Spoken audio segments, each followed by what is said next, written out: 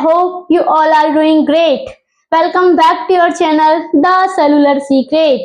Today we are going to dive into the fundamental unit of life, cell. I already discussed in my first video about the cell, what is the cell shape, what is the cell structure, what is the cell number, and what is the component of cell.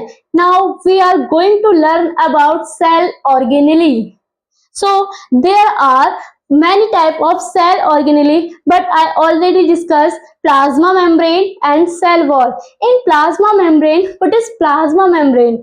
Plasma membrane is the upper layer of the cell, that is called plasma membrane, and second one is cell wall. So what is cell wall? Cell wall is a component of cell organelle and cell, and it protect the plasma membrane. Now we are going to learn about nucleus and all organelles. Let's get started.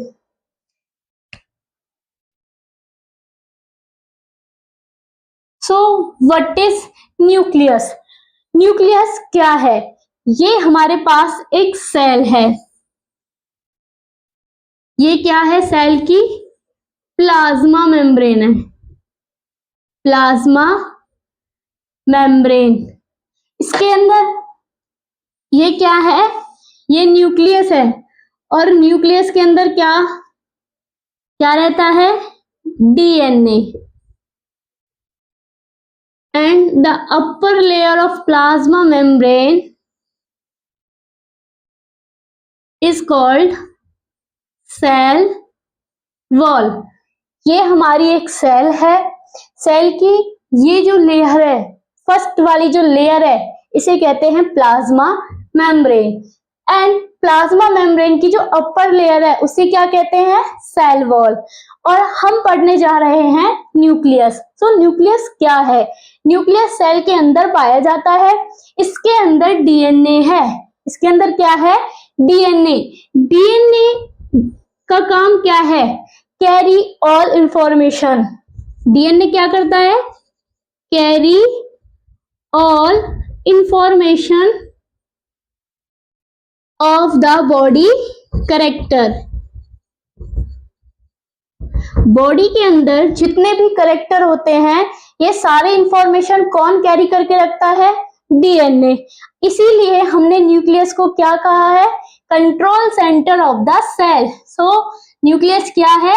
Control centre of the cell. क्यों है? क्योंकि ये DNA, इसके अंदर DNA present होता है. और DNA का काम क्या है? जितनी भी इंफॉर्मेशन होती है स्ट्रक्चर बॉडी के कैरेक्टर में, वो सारी इंफॉर्मेशन कैरी करके रखता है. कौन? डीएनए. इसलिए इसको क्या कहा है? न्यूक्लियस को control centre of the cell. और क्या है? जो न्यूक्लियस है वो डबल बाउंडेड स्ट्रक्चर है. डबल बाउंडेड क्यों है? क्योंकि इसके अंदर दो लेयर पाई जाएंगी, दो लेयर प्रेजेंट होंगी. Double membrane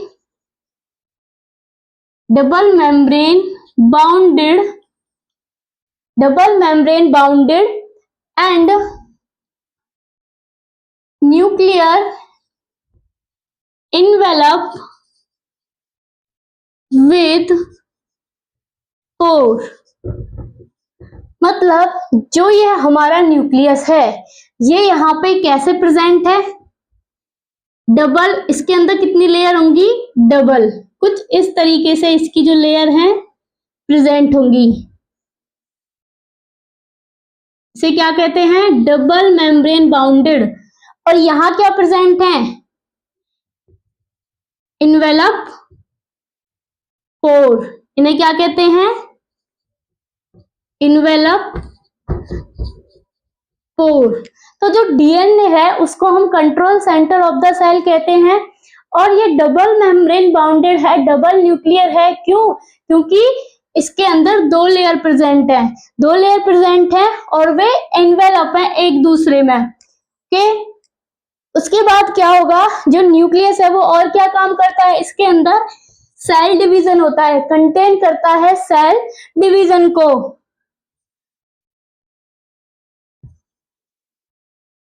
activities, cell division, contain activities, cell division, synthesis protein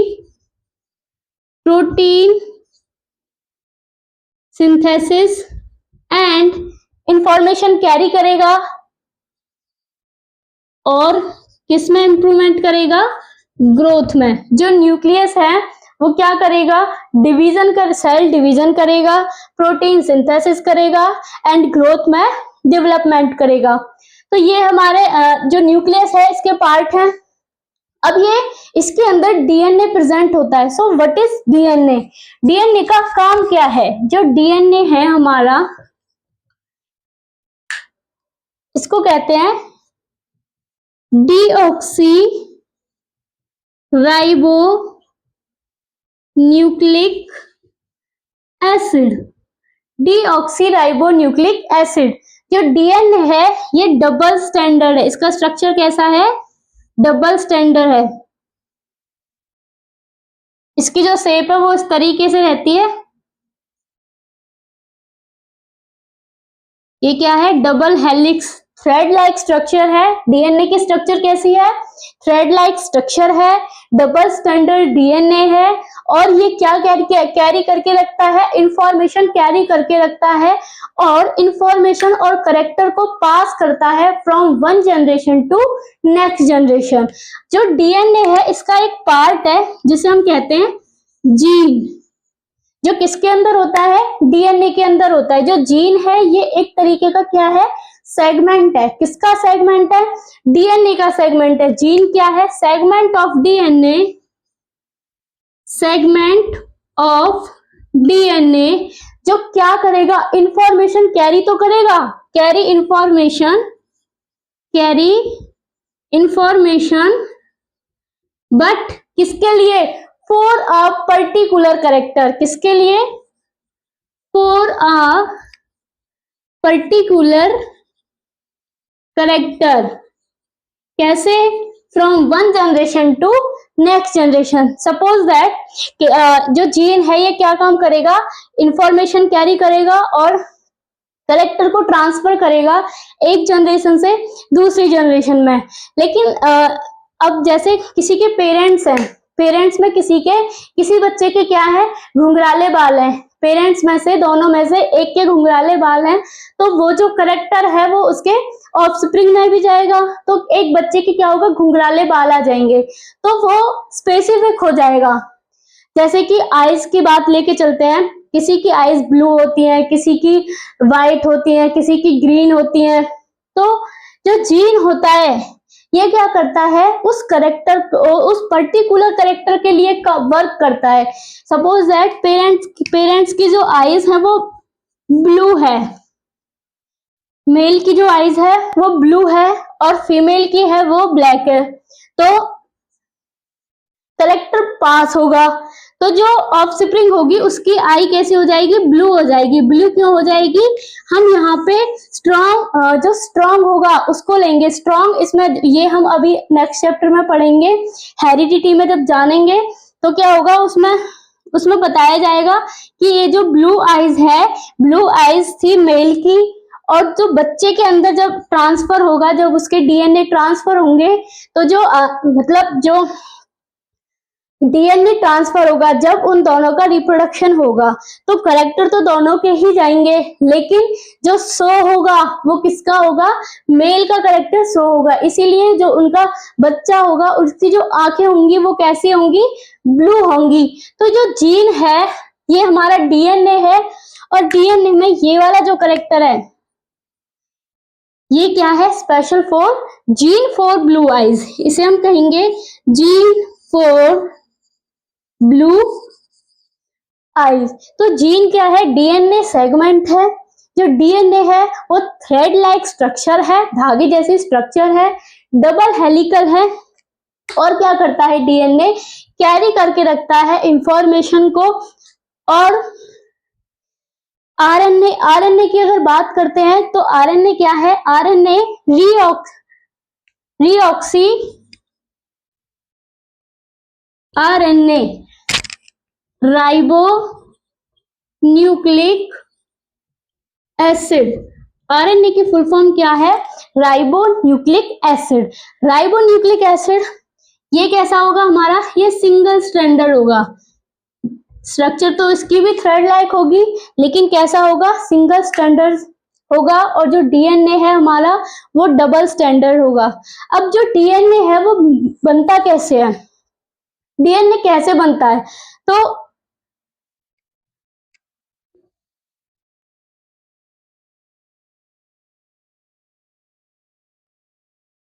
DNA के दो पार्ट होते हैं।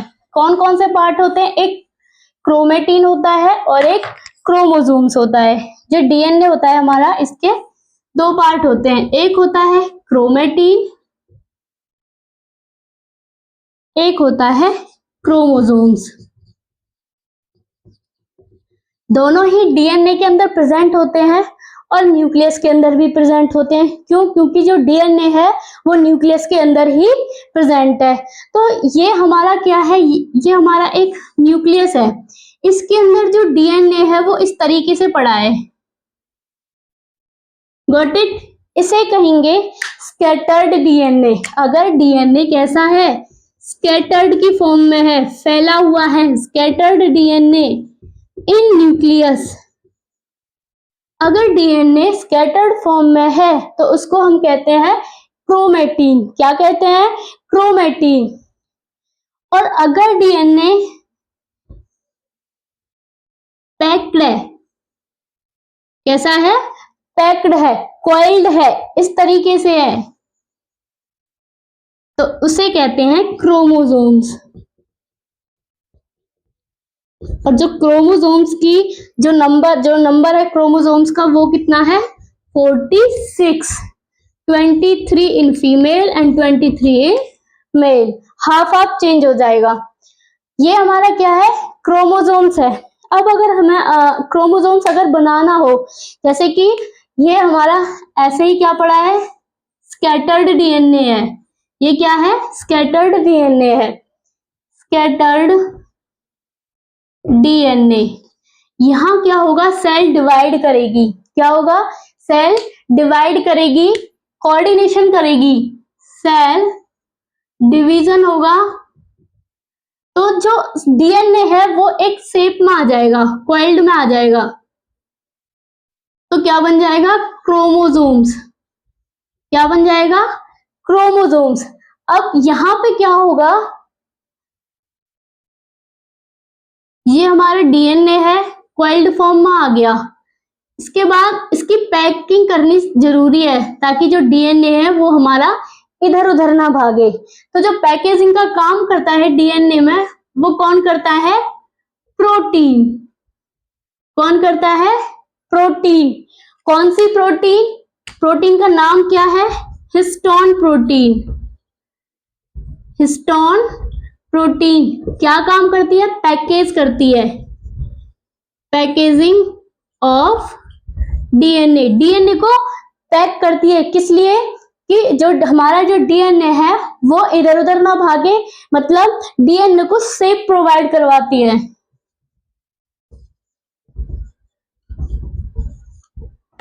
Got it? न्यूक्लियस क्या है? Control centre of the cell. Control centre of the cell क्यों है? क्योंकि इसके अंदर डीएनए प्रेजेंट है और डीएनए का काम क्या है? इंफॉर्मेशन को कैरी करता है। क्या करता है? इंफॉर्मेशन को कैरी करता है और कलेक्टर को पास करता है from one generation to next generation. ये जो न्यूक्लियस है ये हमारा, इसके अंदर दो मेम्ब्रेन बाउंडेड प्रेजेंट है और एक जो है उसके अंदर क्या प्रेजेंट है? एनवेलप विद पोर। उसके अंदर पोर प्रेजेंट है। कोऑर्डिनेशन एक्टिविटीज सेल, क्या कौन कौन सी एक्टिविटीज होंगी सेल न्यूक्लियस के अंदर? सेल डिवीजन करेगा, प्रोटीन सिंथेसिस करेगा और ग्रोथ में भी हेल्प करेगा। जो डीएनए है वो क्या है? Deoxyribonucleic acid. क्या है? डीऑक्सीराइबोन्यूक्लिक एसिड है। डीऑक्सीराइबोन्यूक्लिक एसिड क्यों कहा गया है? क्योंकि हमारा जो डीएनए है वो एक थ्रेड लाइक स्ट्रक्चर है। कैसी स्ट्रक्चर है उसकी? थ्रेड लाइक स्ट्रक्चर है, डबल स्टैंडर्ड डीएनए है।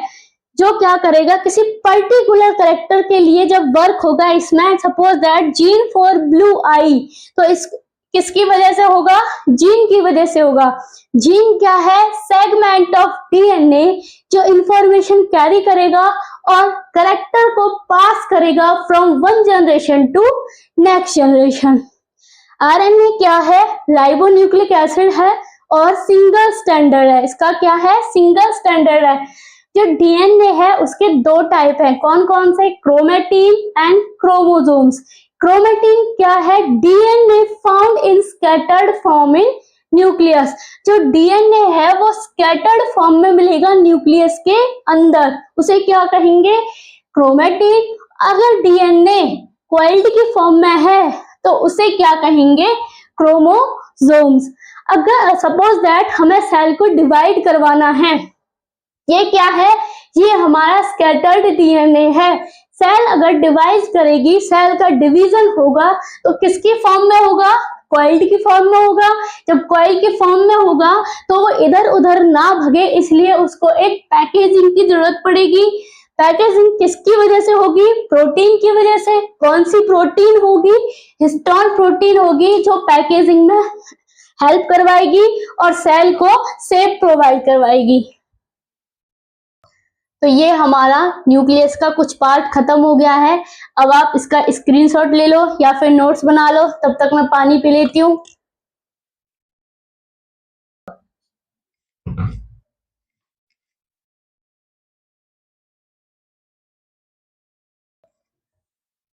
अब जो हमारा न्यूक्लियस है वो type of the cell on the basis of nucleus. जो सेल के जो टाइप है न्यूक्लियस के बेसिस पे, वो कितने टाइप के हैं, दो टाइप के हैं। कौन कौन से हैं, prokaryotic cell, prokaryotes and eukaryotes.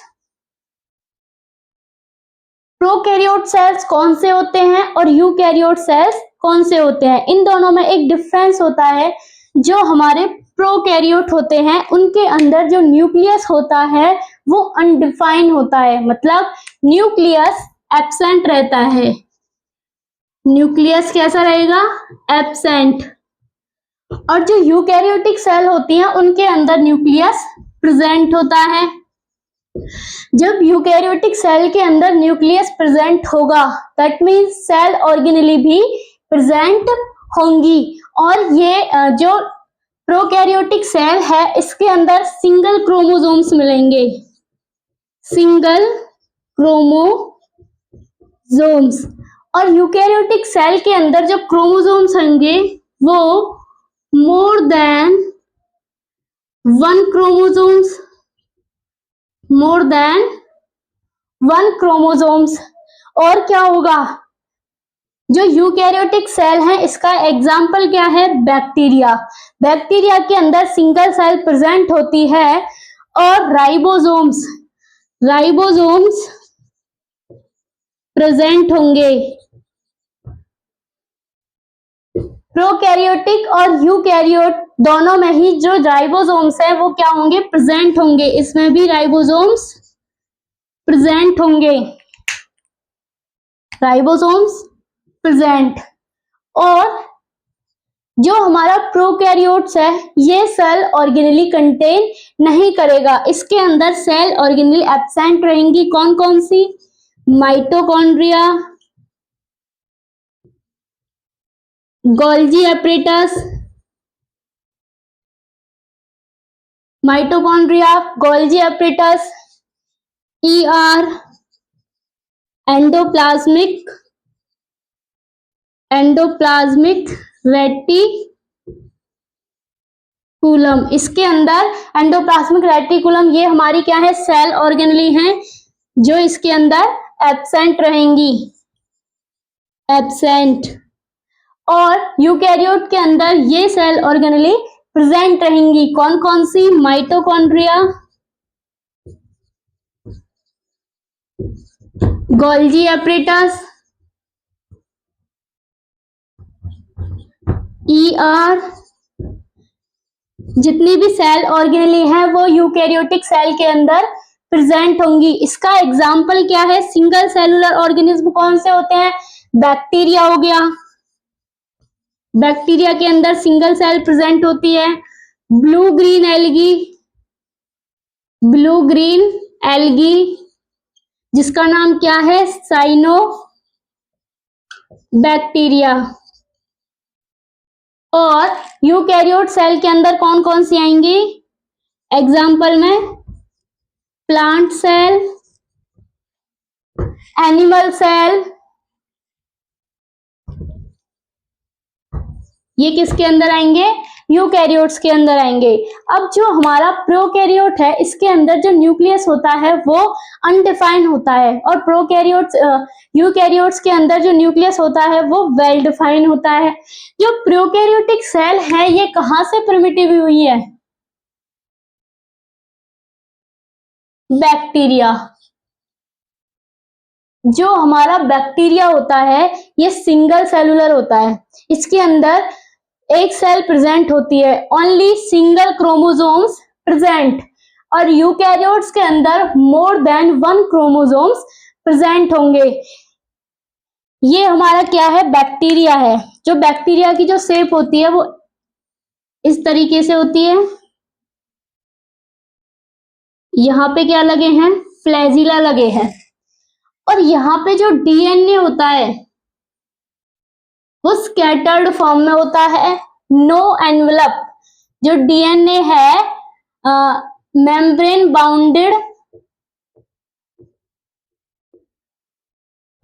Bounded are absent.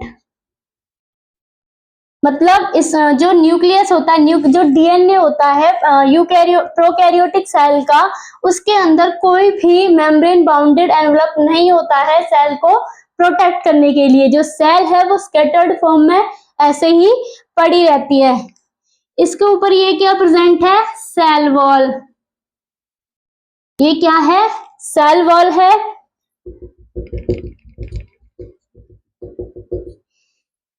ये जो हेयर लाइक स्ट्रक्चर है इन्हें क्या कहते हैं? फ्लैजिला।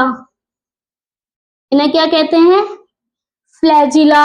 इसके अंदर कोई भी सेल ऑर्गेनेली प्रेजेंट नहीं है। Mitochondria, Golgi apparatus, endoplasmic reticulum, कोई भी सेल ऑर्गेनेली प्रेजेंट नहीं है। राइबोसोम्स दोनों के ही अंदर प्रेजेंट है। साइटोप्लाज्म भी दोनों के अंदर प्रेजेंट है। साइटोप्लाज्म और सेल वॉल, ये जो है इसको क्या कहते हैं? न्यूक्लियोइड। तो ये क्या है? हमारा बैक्टीरियल सेल है। आप लोगों से पूछा जाएगा एग्जाम में कि भाई बैक्टीरियल सेल को डिफाइन करना है, तो आप प्रोकैरियोटिक सेल को डिफाइन करके बैक्टीरिया का ये डायग्राम बना सकते हो।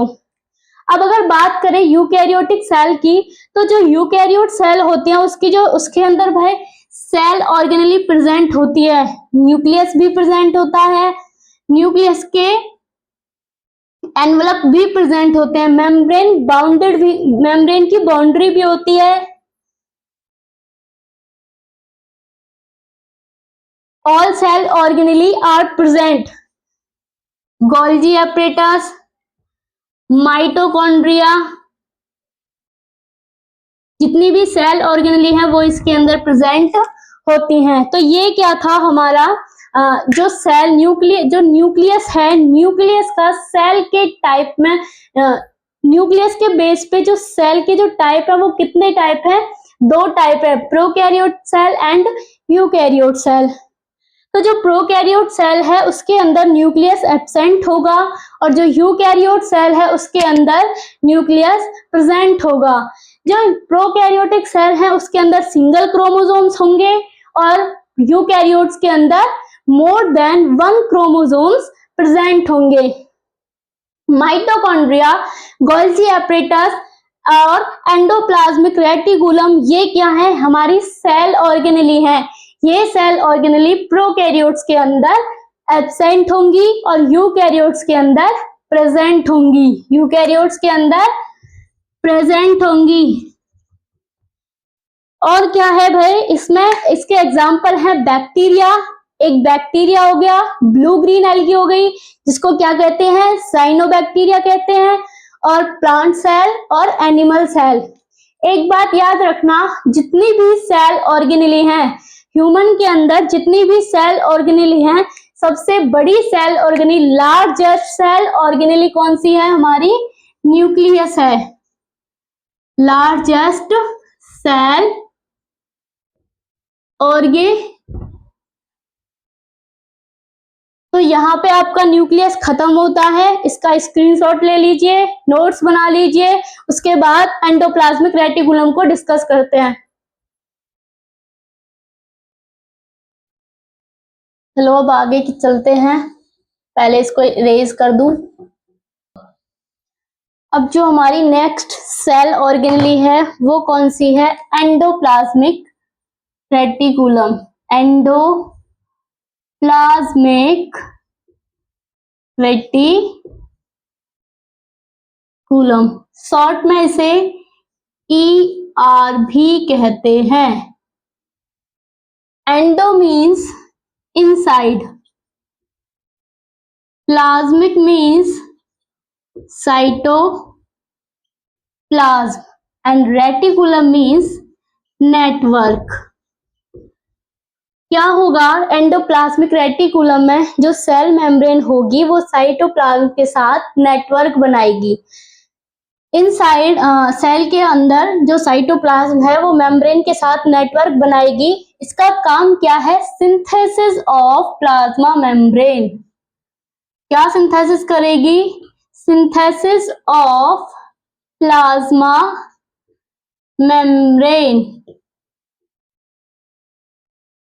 ये हमारी क्या है, सेल है, सेल के अंदर न्यूक्लियस प्रेजेंट है, न्यूक्लियस के अंदर DNA। जो एंडोप्लाज्मिक रेटिकुलम होता है वो कुछ इस शेप्ड में होता है, सेल से अटैच होता है, किसकी, न्यूक्लियस से अटैच होता है इस शेप में।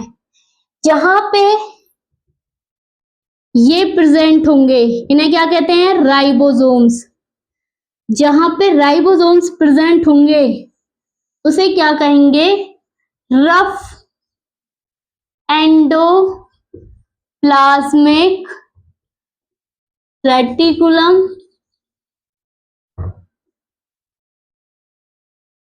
और इसे क्या कहेंगे, स्मूथ एंडोप्लाज्मिक रेटिकुलम। जो हमारा एंडोप्लाज्मिक रेटिकुलम है इसके दो टाइप होते हैं, फर्स्ट है RER, सेकंड है SER। RER means rough endoplasmic reticulum and SER है स्मूथ एंडोप्लाज्मिक रेटिकुलम। जो रफ एंडोप्लाज्मिक रेटिकुलम है that means ribosomes are attached with it. यहाँ पे राइबोसोम्स इसके साथ अटैच्ड होंगे, इसे क्या कहेंगे, रफ एंडोप्लाज्मिक रेटिकुलम। अगर राइबोसोम्स अटैच नहीं है तो उसे क्या कहेंगे, स्मूथ एंडोप्लाज्मिक रेटिकुलम। जो एंडोप्लाज्मिक रेटिकुलम है इसका काम क्या है, ये मैकेनिकल सपोर्ट प्रोवाइड करवाता है सेल को। क्या प्रोवाइड करवाता है, गिव मैकेनिकल सपोर्ट। किसको, सेल को। जो हमारी सेल होती है उसको मैकेनिकल सपोर्ट प्रोवाइड करवाता है और क्या करता है, ट्रांसपोर्ट करता है, ट्रांसपोर्ट इंट्रासेलुलर।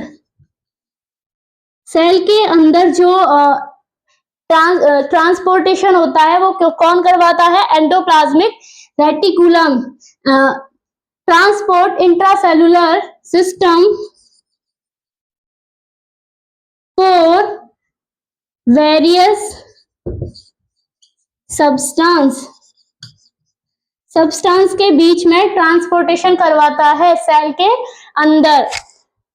और क्या करता है इसके अंदर, ये क्या प्रेजेंट है हमारा, न्यूक्लियस। अब अगर बात करें इसके फंक्शन की, तो फंक्शन क्या है इसका, नेटवर्क। काम क्या है, networking, network of membrane present in cytoplasm, synthesis करेगा प्लाज्मा मेम्ब्रेन को, और intracellular transport intracellular system between cytoplasm and nucleus. अब इसके टाइप की बात करें, एक बार इसको नोट्स बना लो या फिर इसका स्क्रीनशॉट ले लो। उसके बाद SCR और RER में डिफरेंस देखेंगे, क्या क्या डिफरेंस है इनके अंदर। अच्छे से नोट्स बनाते हुए चलना। अब करेंगे difference between smooth endoplasmic reticulum and rough endoplasmic reticulum. तो जो स्मूथ एंडोप्लाज्मिक रेटिकुलम है, smooth endoplasmic reticulum and rough endoplasmic reticulum,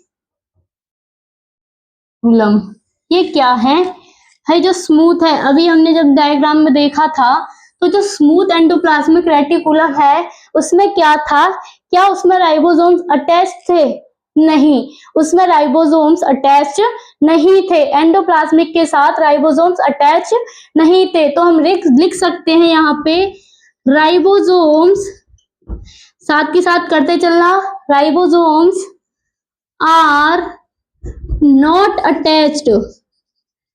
इसमें क्या था, राइबोसोम्स अटैच नहीं थे टू द सरफेस, किससे, एंडोप्लाज्मिक रेटिकुलम की सरफेस से। लेकिन यहां क्या था, रफ एंडोप्लाज्मिक रेटिकुलम में, यहां पे राइबोसोम्स अटैच्ड थे, ribosomes are attached to there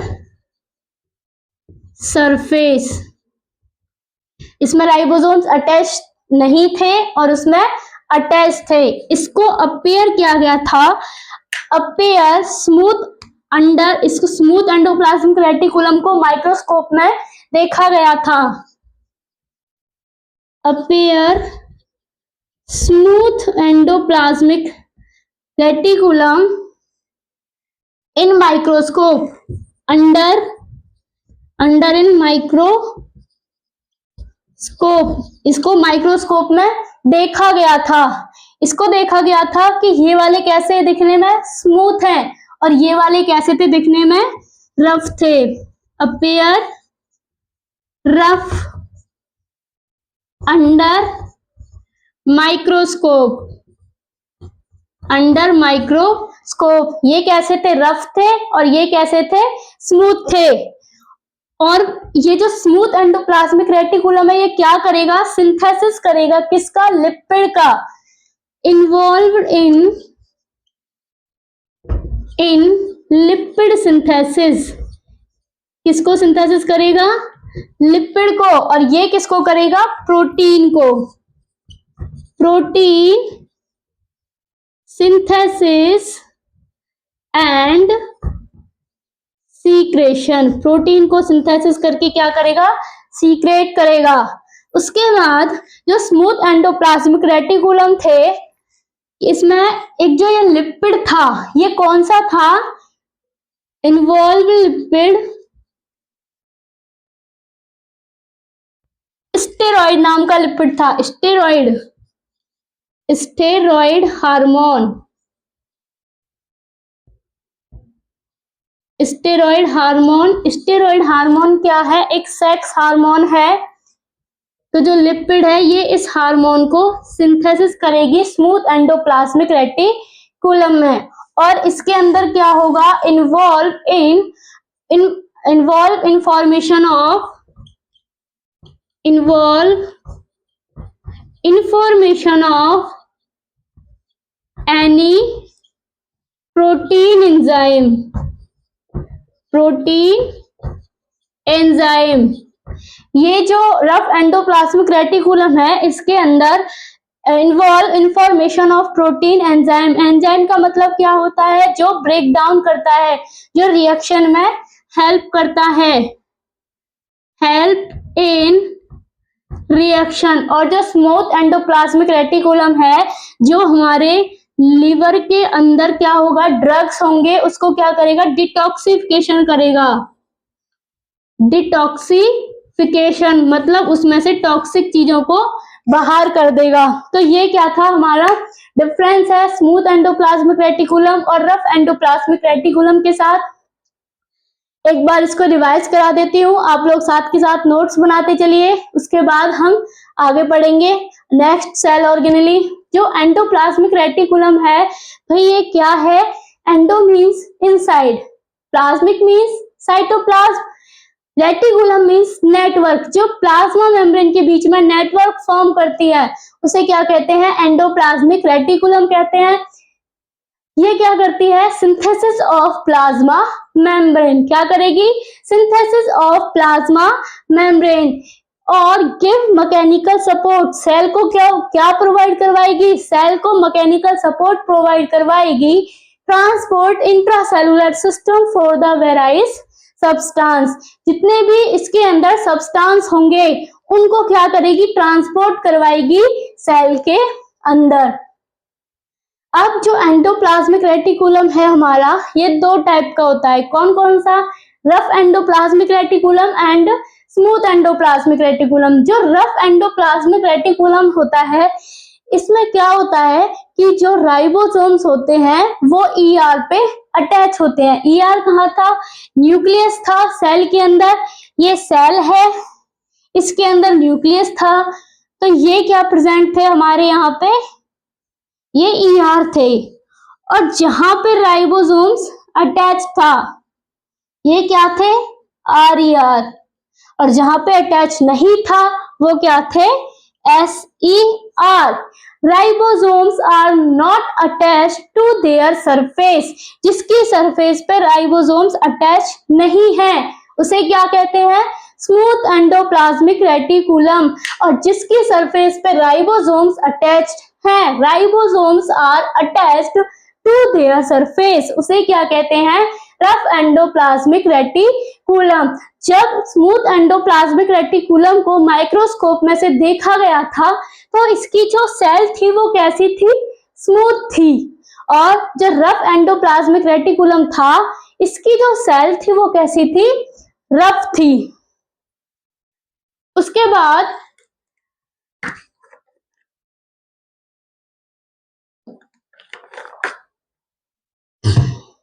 जो स्मूथ एंडोप्लाज्मिक रेटिकुलम था, ये क्या कर रहा था? लिपिड को सिंथेसाइज कर रहा था। और जो रफ था, ये क्या कर रहा था? प्रोटीन को सिंथेसाइज कर रहा था। ये जो लिपिड है एक हार्मोन को हार्मोन का सीक्रेट करेगा। उस हार्मोन का नाम क्या है? Steroid hormone. ये सेक्स हार्मोन है, रिप्रोडक्शन प्रोसेस के थ्रू होता है, रिलीज होता है। और लीवर में जो भी हमारे ड्रग्स होंगे उनके डिटॉक्सिफिकेशन में काम आएगा। और ये क्या करेगा? Involve information of any protein enzyme. जो एंजाइम होते हैं वो क्या करते हैं? किसी भी रिएक्शन में हेल्प करते हैं, हेल्प इन रिएक्शन। इसको कर लीजिए, उसके बाद नेक्स्ट ऑर्गेनेल पे चलते हैं।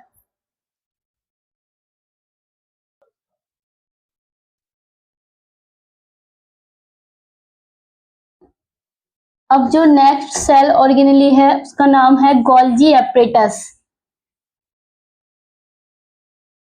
अभी तक हमने क्या पढ़ा था? Endoplasmic reticulum. एंडोप्लाज्मिक जो रेटिकुलम था उसके दो टाइप थे, smooth endoplasmic reticulum and rough endoplasmic reticulum. जो स्मूथ एंडोप्लाज्मिक रेटिकुलम था, नेक्स्ट सेल ऑर्गेनेली कौन सी है हमारी? Golgi apparatus. तो जो गोल्जी एपरेटस है ये क्या करेगी? ये हमारे अंदर ये क्या है? सेल है। सेल के अंदर क्या प्रेजेंट है? न्यूक्लियस। न्यूक्लियस के अंदर क्या प्रेजेंट था? डीएनए। न्यूक्लियस से अटैच्ड क्या थे? Ribosomes, endoplasmic reticulum. और जिस एंडोप्लाज्मिक रेटिकुलम पे राइबोसोम्स प्रेजेंट थे, RER, SER, nucleus,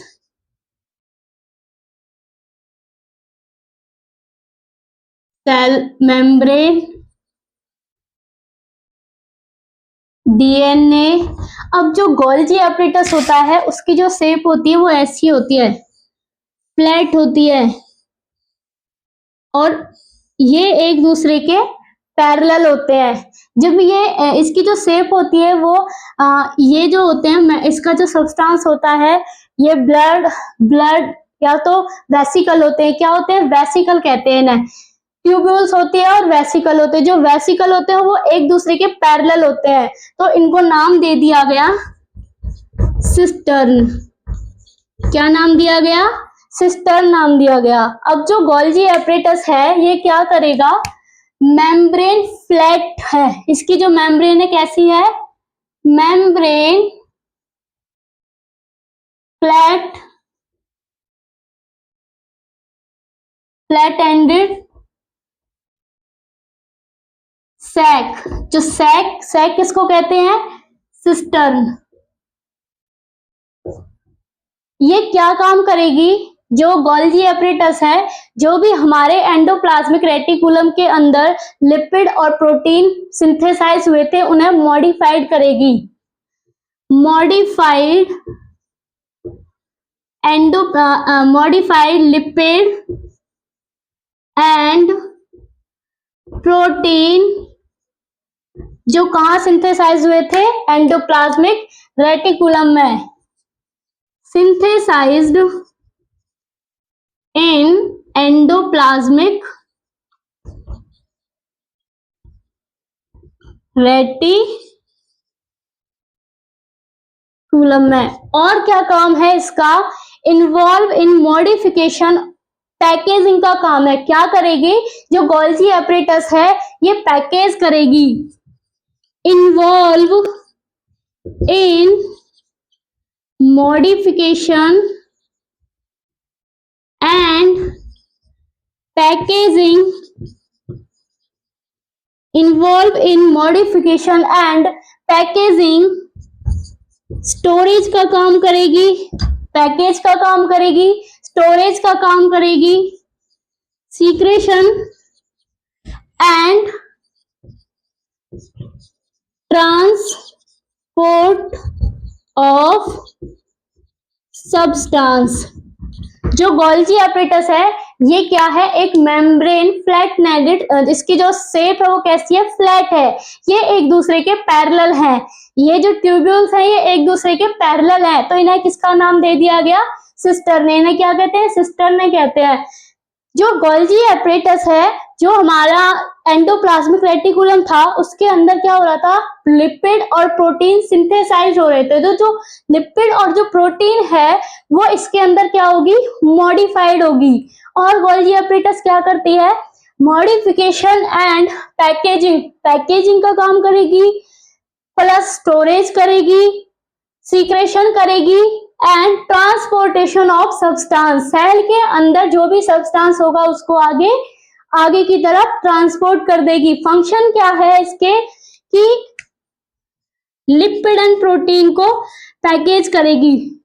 package lipid and protein. और क्या है? Transport material, transport material inside and outside of the cell. Cell के बाहर और अंदर मटेरियल को ट्रांसपोर्ट करेगी। ट्रांसपोर्ट मटेरियल इनसाइड और आउटसाइड द सेल। और लास्ट फंक्शन क्या है इसका? It help in cell wall का प्रमोशन करवाएगी। It help in promotion of cell. तो ये क्या है, ये हमारी गोल्जी एपरेटस है। एक बार इसको रिवाइज कर देती हूँ, आप इसके नोट्स बना लेना। उसके बाद हम क्या पढ़ेंगे, लाइसोसोम्स। ये क्या है, ये भी जो गोल्जी एपरेटस है एक तरीके की सेल ऑर्गेनेली है। इसकी जो स्ट्रक्चर होती है, सेल ऑर्गेनेली की जो स्ट्रक्चर होती है वो फ्लैट होती है। उसके जो ट्यूब्यूल्स होते हैं वो फ्लैट होते हैं, इसलिए उसको क्या नाम दे दिया गया, सिस्टर्नी। इसका काम क्या है, लिपिड और प्रोटीन को मॉडिफाइड करेगी। कौन से लिपिड और प्रोटीन को मॉडिफाइड करेगी, जो ईआर से सिंथेसाइज्ड किए जाएंगे।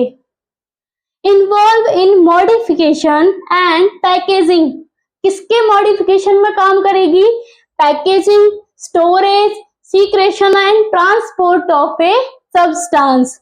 और फंक्शन क्या है भाई, पहला फंक्शन क्या था, लिपिड और प्रोटीन को पैकेज करेगी, ट्रांसपोर्ट मटेरियल, सेल के अंदर और बाहर जो भी मटेरियल आता है जाता है, ट्रांसपोर्ट मटेरियल इनसाइड और outside the cell.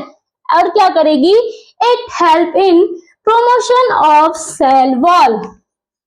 Cell wall के प्रमोशन में हेल्प करेगी। तो ये क्या थी, हमारी गोल्जी एपरेटस। आप इसका स्क्रीनशॉट ले लीजिए। उसके बाद चलते हैं लाइसोसोम पे।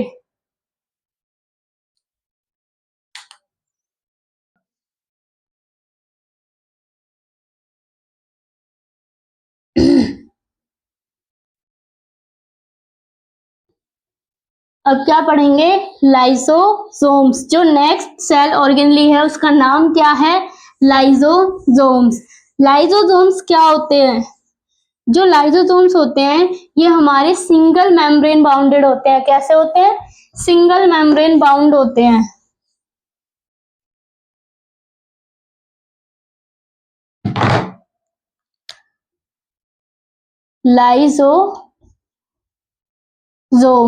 लाइसोसोम्स क्या होते हैं, इनका दूसरा नाम क्या है, suicidal bag. Suicidal bag.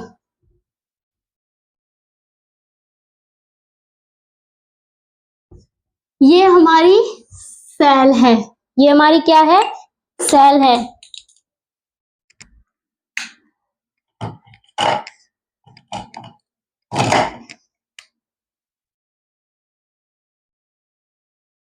Cell के अंदर न्यूक्लियस प्रेजेंट था, न्यूक्लियस पे ईआर प्रेजेंट थे। ये क्या है, न्यूक्लियस है। अब ये हमारा लाइसोसोम है, यहाँ पे कोई बैक्टीरिया है। जब ये बैक्टीरिया बॉडी के अंदर एंटर करता है, ये क्या है, हमारा कोई बैक्टीरिया है। जब कोई बैक्टीरिया बॉडी के अंदर एंटर करता है, तो अगर बैक्टीरिया बॉडी के सेल के अंदर एंटर करेगा तो ये इन सबको खा जाएगा। तो उस टाइम पे जो लाइसोसोम्स होते हैं वो एक्टिव हो जाते हैं। तो जब ये एक्टिव होते हैं तो ये इसके अंदर एंटर करता है और ये इसको डाइजेस्ट कर लेता है। लेकिन जब इसके अंदर प्रेशर ज्यादा हो जाता है तो ये फट जाता है, और फटने के बाद ये सेल को अपने अंदर ही समा लेता है। मतलब ये इसको सुसाइडल बैग क्यों कहते हैं, सुसाइड का मतलब जब खुद से अपने आप को मार दिया जाए। तो जो ये लाइसोसोम है, ये अपने जो सेल है, सेल के अंदर जो भी मटेरियल प्रेजेंट होगा उसे खुद खा जाएगा, खुद मार देगा। तो ये क्या है, हमारी डैमेज सेल है। लाइसोसोम कैसा है, सिंगल बाउंडेड है, सिंगल मेम्ब्रेन बाउंडेड। इसके अंदर एक ही मेम्ब्रेन प्रेजेंट है, सिंगल मेम्ब्रेन बाउंडेड है। कहां से फॉर्म होगा, देखो जो एंडोप्लाज्मिक रेटिकुलम था वो न्यूक्लियस से, न्यूक्लियस से क्या फॉर्म हुआ, गोल्जी एपरेटस, गोल्जी से क्या होगा, lysosomes. It formed from Golgi apparatus. कहां से फॉर्म हुआ, गोल्जी एपरेटस से फॉर्म हुआ। रिच इन हाइड्रोलाइटिक, क्या काम करता है, डाइजेस्टिव एंजाइम, एंजाइम को डाइजेस्ट करने में हेल्प करता है कौन? लाइसोसोम्स। इसीलिए इसको क्या कहते हैं? लाइसोसोम्स अपने एंजाइम को अपने अंदर इंगल्फ कर लेता है, मतलब खुद ही मार देता है उन्हें अपने, तो इसको इसलिए क्या कहते हैं? Lysosomes also known as suicidal bag. इसलिए इसको क्या कहते हैं? सुसाइडल बैग भी कहते हैं। इसका फंक्शन क्या है? दीज आर दे ग्रेन्यूल्स, क्या कंटेन करेगा? ग्रेन्यूल्स। ग्रेन्यूल्स क्या होते हैं? छोटे छोटे दाने होते हैं। ये क्या है? हमारे डैमेज सेल हैं। These are small granules. ये क्या करेगा? कंटेन करेगा। These are small granules containing digestive enzyme. जो ग्रेन्यूल्स होते हैं उसको डाइजेस्ट कर देगा। और क्या है? Bounded by membrane. किससे बाउंडेड है? सिंगल मेम्ब्रेन से। मेन फंक्शन क्या है इसका? डाइजेशन का। The main function of lysosome is क्या है? डाइजेशन। और क्या काम है इसका? लाइसोसोम का और क्या काम है? दे आर काइंड ऑफ, ये एक तरीके का वेस्ट डिस्पोजल है। So they are kind of waste disposal. और क्या काम करता है जो लाइसोसोम्स होता है? Help in digestion and foreign and cell material. Help in digestion foreign cell, मतलब सेल के अंदर कोई अगर अननोन पर्सन एंटर करता है तो ये उसको भी डाइजेस्ट कर लेता है। और जो मटेरियल सेल के अंदर प्रेजेंट होता है ये उसको भी डाइजेस्ट कर लेता है। इसीलिए इसको क्या कहते हैं? Suicidal bag and digest material. Now repeat again. Lysosomes is also known as suicidal bag. Suicidal bag भी कहते हैं। क्यों? क्योंकि इसका काम क्या है कि जो भी फॉरिजन मटेरियल आता है, कोई भी बाहर से कोई मटेरियल हुआ, किसी ने सेल के अंदर एंटर किया तो ये उसको भी डाइजेस्ट कर जाता है, और जो इसके अंदर अपना खुद का मटेरियल होता है ये उसे भी डाइजेस्ट कर जाता है। It is form from Golgi apparatus. कहां से फॉर्म हुआ? गोल्जी एपरेटस से फॉर्म हुआ। Rich in hydrolytic means digestion enzyme. Enzyme का डाइजेशन में भी हेल्प करता है, इसलिए इसको क्या कहते हैं? सुसाइडल बैग कहते हैं। मेन फंक्शन क्या है? These are small granules containing digestive enzyme. इसके अंदर कुछ छोटे छोटे ग्रेन्यूल्स होते हैं जो एंजाइम को डाइजेस्ट करने में हेल्प करते हैं। The main function of lysosomes, that means digestion. They are kind of waste disposal and help in digestion, poison and digest material. तो ये था हमारा लाइसोसोम्स। इसका स्क्रीनशॉट ले लीजिए, जल्दी से नोट्स बना लीजिए, उसके बाद अगले सेल ऑर्गेनेल पे चलते हैं। जल्दी जल्दी करते चलो।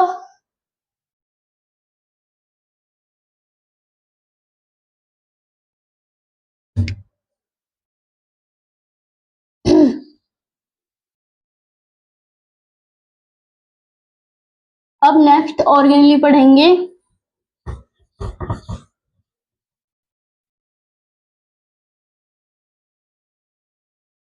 सब अच्छे नोट्स बना के चलना ताकि एग्जाम टाइम में कोई दिक्कत ना आए।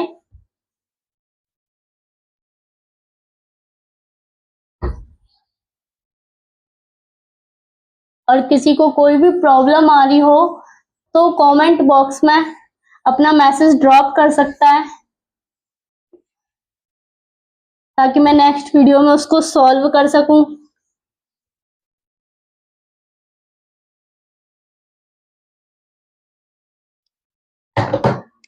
नेक्स्ट सेल ऑर्गेनेली हमारी बहुत छोटी छोटी सी सेल ऑर्गेनेली है, ये हमारी, जिनके बारे में हम एक वॉक्यूल्स और एक माइटोकॉन्ड्रिया, पहले वॉक्यूल्स के बारे में पढ़ते हैं, देन माइटोकॉन्ड्रिया के बारे में। ये हमारी सेल है, सेल के अंदर न्यूक्लियस प्रेजेंट था, ईआर प्रेजेंट थे, राइबोसोम्स प्रेजेंट थे, फिर हमने गोल्जी पढ़ी, फिर हमने लाइसोसोम पढ़ा। अब हम पढ़ने जा रहे हैं वॉक्यूल। वॉक्यूल क्या होता है? खाली होता है। इसका काम क्या है? ये स्टोरेज का काम है। इसका काम क्या है? स्टोरेज का। जैसे कि हमारे पास एक थैली होती है, थैली का काम क्या है? कुछ रखने, कपड़े रखते हैं, सब्जियां रखते हैं, उसमें स्टोरेज करके रखते हैं। तो सेम इसका जो काम है वॉक्यूल्स का, स्टोरेज का काम है। ये भी कैसा है हमारा? सिंगल बाउंडेड है। कैसा है? सिंगल मेम्ब्रेन बाउंडेड है। Single membrane bounded. ये कैसा है? सिंगल मेम्ब्रेन बाउंडेड है। इसका काम क्या है? स्टोरेज करता है। क्या काम है इसका? Storage. Storage sac of material, sac of cell and after storage. और स्टोरेज करने के बाद क्या करता है? आफ्टर स्टोरेज ये सेल को टर्जिडिटी प्रोवाइड करवाता है। क्या प्रोवाइड करवाता है? टर्जिडिटी। इसीलिए वॉक्यूल्स को टोनोप्लास्ट भी कहते हैं। It is also known as tonoplast. क्यों? क्योंकि ये सेल को टर्जिडिटी प्रोवाइड करवाता है, मेंटेनेंस प्रोवाइड करवाता है। Storage, they maintain turgidity of cell. और क्या काम करता है? जो सेल वॉक्यूल होता है ये फॉर्म करता है, form engulfing and waste product.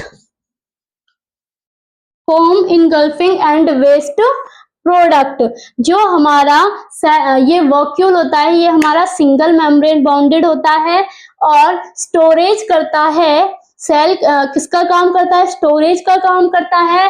Cell को टर्जिडिटी प्रोवाइड करवाता है, मेंटेनेंस प्रोवाइड करवाता है। और ये सिंथेसिस कहाँ सिंथेसिस होगा? प्लांट सेल के अंदर। अब बात करें अगर माइटोकॉन्ड्रिया की, तो जो हमारा माइटोकॉन्ड्रिया है ये डबल मेम्ब्रेन बाउंडेड है। Double membrane. इसकी जो इनर लेयर है डबल मेम्ब्रेन बाउंड है, but the inner layer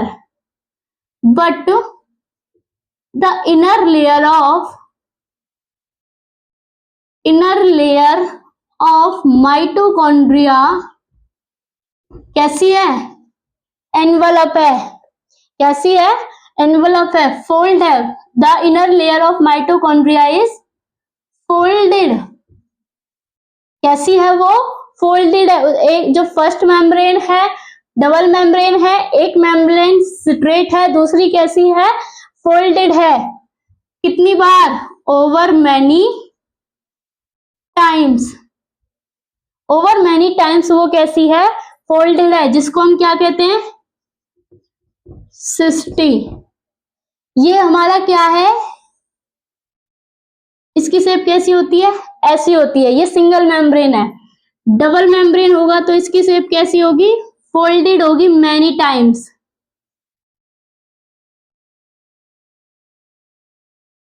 folded होगी मैनी टाइम्स। ये क्या बना रहे हैं? माइटोकॉन्ड्रिया। भाई माइटोकॉन्ड्रिया के अंदर न्यूक्लियस प्रेजेंट होता है, इसके अंदर खुद का डीएनए प्रेजेंट होता है। Present on DNA. जब ये खुद का डीएनए इसके अंदर प्रेजेंट होता है तो ये क्या करेगा? जो प्रोटीन होती है उसको डाइजेस्ट कर लेगा, खुद ही डाइजेस्ट कर लेगा। इसलिए इसको हम क्या कहते हैं? Power house of the cell कहते हैं, power house of the cell. जो माइटोकॉन्ड्रिया है दूसरा नाम क्या है इसका, power house of the cell.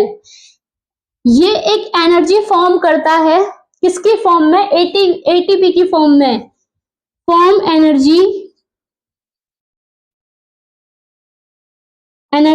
Form, मतलब ज्यादा एनर्जी प्रोवाइड करवाता है, जिसको क्या कहते हैं, एटीपी की फॉर्म में। एटीपी क्या है, एडिनोसाइन ट्राई फॉस्फेट। जो माइटोकॉन्ड्रिया होता है ये मोर एनर्जी प्रोवाइड करवाता है एटीपी की फॉर्म में, और एटीपी क्या है, एडिनोसाइन ट्राई फॉस्फेट है। इसके पास क्या है, सेल्फ डीएनए है, इसके खुद का डीएनए प्रेजेंट होता है, एंड खुद के ही राइबोसोम्स प्रेजेंट होते हैं। सेल्फ राइबोसोम्स प्रेजेंट, खुद का डीएनए प्रेजेंट होता है, राइबोसोम्स प्रेजेंट होते हैं खुद के ही, और क्या करता है, अपनी ही प्रोटीन बनाता है, and self make their protein. ये सारे काम अपने खुद ही करता है, इसीलिए power house of the cell इसे कहते हैं। तो जो माइटोकॉन्ड्रिया है ये हमारा डबल मेम्ब्रेन बाउंडेड है, इसकी जो इनर लेयर है वो मैनी टाइम फोल्ड है, जिसे हम क्या कहते हैं, सृष्टि कहते हैं। और इसके अंदर सेल्फ डीएनए होता है, सेल्फ डीएनए प्रेजेंट होने की वजह से इसके अंदर सेल्फ खुद के राइबोसोम्स प्रेजेंट होते हैं और अपनी खुद की प्रोटीन बनाता है। तो ये क्या था, ये हमारा माइटोकॉन्ड्रिया था। इसके अंदर जेली लाइक सब्सटेंस कुछ प्रेजेंट होता है, जेली लाइक सब्सटेंस प्रेजेंट होता है, जिसे क्या कहते हैं, मैट्रिक्स। तो एक बार मैं इन दोनों को रिपीट कर देती हूँ, आप नोट्स बना लो, डायग्राम बना लो, और मैं रिपीट कर दूंगी। उसके बाद नेक्स्ट सेल ऑर्गेनेली पे चलते हैं। हमारे पास 2 सेल ऑर्गेनेली और बची हैं, प्लास्टिड एंड राइबोसोम्स। उसके बाद ये चैप्टर, 1-2 छोटे छोटे टॉपिक और हैं, फिर चैप्टर आपका खत्म हो जाएगा। तो जो वैक्यूल्स होता है, वैक्यूल्स का दूसरा नाम क्या है, टोनोप्लास्ट है। टोनोप्लास्ट क्यों है, क्योंकि भाई ये सेल को टर्जिडिटी मेंटेन करवाता है। जो सेल है वो कैसी है, जिस शेप में है वो उसी शेप में रहेगी, मेंटेनेंस प्रोवाइड करवाता है। इसका काम क्या है, स्टोरेज करेगा सेल को, आफ्टर स्टोरेज मेंटेन, पहले इसने स्टोर कर दिया, स्टोर करने के बाद क्या करेगा, maintain turgidity of the cell, formed engulfing and waste product. और ये कैसा होता है, सिंगल मेम्ब्रेन बाउंड होता है। अब जो माइटोकॉन्ड्रिया है, माइटोकॉन्ड्रिया का दूसरा नाम क्या है, power house of the cell. और जो माइटोकॉन्ड्रिया है ये हमारा यूकैरियोटिक सेल के अंदर प्रेजेंट होता है, प्रेजेंट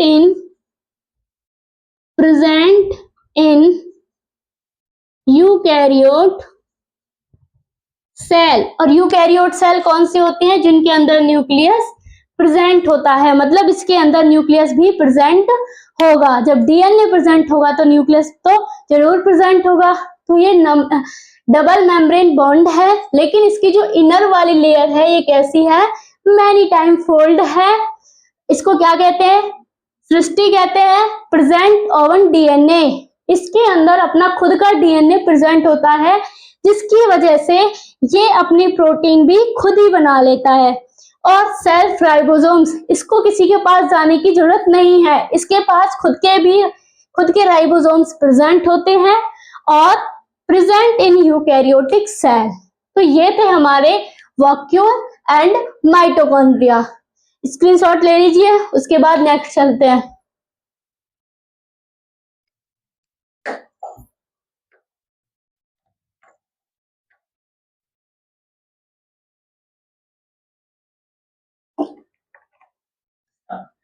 तो ये हमारा खत्म होता है वैक्यूल्स और माइटोकॉन्ड्रिया। उसके बाद हम नेक्स्ट वीडियो में मिलते हैं। That's it for today's lesson. I hope you find it helpful And if you have any question, any query, any problem, you can drop your message in comment box, and don't forget the like, subscribe and hit the bell icon. See you. Bye bye.